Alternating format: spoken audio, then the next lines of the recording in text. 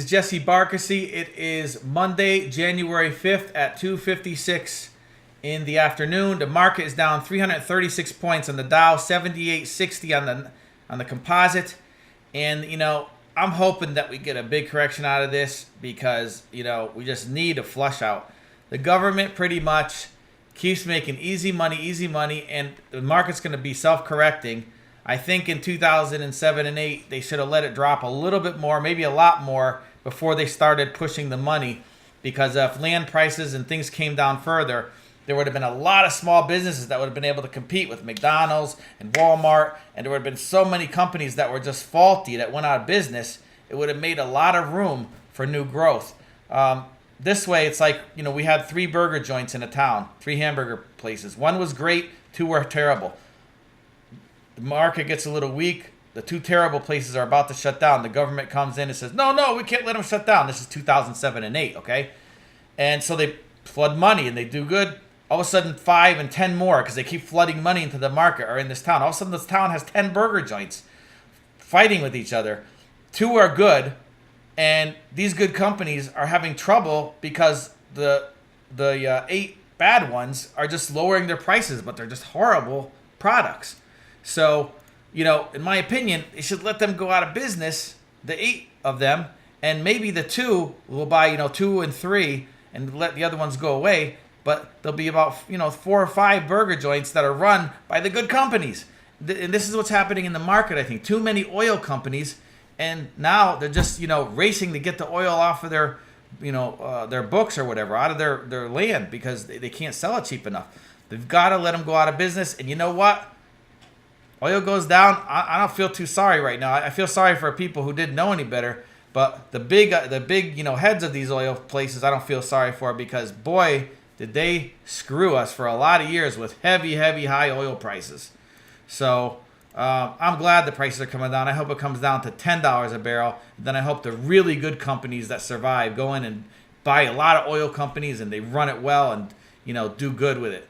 The really good companies, and the ones that are just, scrappers, get out.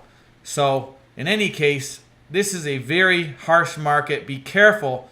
I'm going to look for formations, like looking at Chevron, CVX, and it is down 4 points. And the price is, let's see, the price for Chevron is $108.10 if you wanted to buy it on the offer. It's down $4.48. The low is around 100. I'm hoping that it undercuts that low and I'm able to buy, lower than that, like maybe 195 or something like that. I'll look for a sell-off and a reversal.